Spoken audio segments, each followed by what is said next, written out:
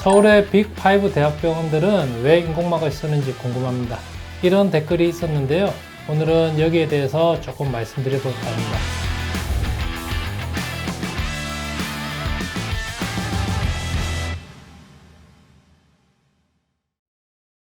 안녕하세요. 우리 동네 외과사입니다. 대학병원 외과의 경우에는 전문 파트에 따라 여러 분과로 나눠져 있는데요. 보통 위장관외과, 대장학문외과, 간담체외과, 유방외과, 갑상선 내분비외과, 혈관외과, 소화외과 정도로 나눠져 있습니다. 위장관외과는 위암수술, 대장학문외과는 대장암 수술, 간담체외과는 간암, 담도암, 췌장암 수술, 유방외과는 유방암, 갑상선외과는 갑상선암. 대학병원은 아무래도 이런 암 수술에 중점을 두고 진료를 하고 있다고 보시면 되는데요. 가장 흔한 외과 질환인 맹장이나 탈장의 경우에는 외과 전문이라면 기본적으로 할 수 있는 일반적인 외과 수술을 보고 있기 때문에 따로 전문 파트로 분리하지 않는 경우가 일반적입니다.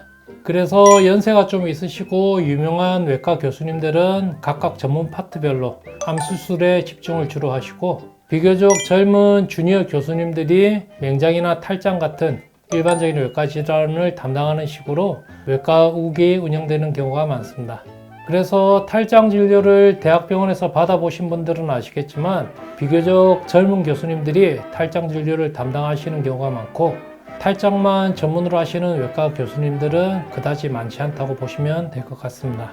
최근 15년 정도, 그러니까 2010년 전으로 복강경 탈장 수술이 대학병원을 중심으로 급격하게 확산이 되었는데요. 젊은 교수님들의 경우에는 레지던트 수련 기간 동안 주로 복강경 탈장 수술을 보고 배우게 되셨고, 결국엔 본인이 배우고 익숙한 수술 방법으로 탈장 수술을 하시는 게 어찌 보면 당연하다고 볼 수 있습니다.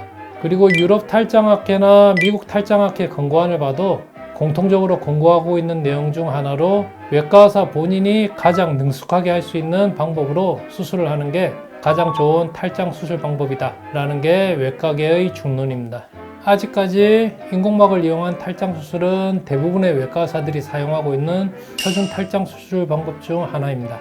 물론 저도 이러한 내용에 100% 동의를 하고 있습니다.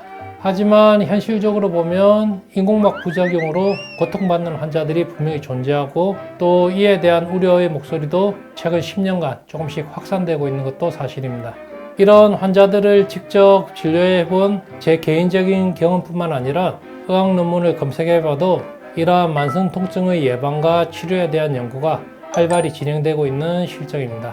물론 대학병원 교수님들도 이러한 상황에 대해 충분히 인지를 하고 있다고 보시면 되고, 댓글처럼 교수님들이 진실을 숨기고 있다든지 하는 그런 방향으로 볼 문제는 아닌 것 같습니다. 인공막 수술은 수십 년간 안정적으로 시행되어 온 아주 훌륭한 수술이 맞고, 제 입장에서도 인공막 수술을 폄하하거나 인공막 수술을 하는 외과 선생님들에 대해 문제를 제기하는 건 더더욱 아닙니다. 저는 제 수술에 대해 스스로 상당한 자부심을 가지고 있습니다.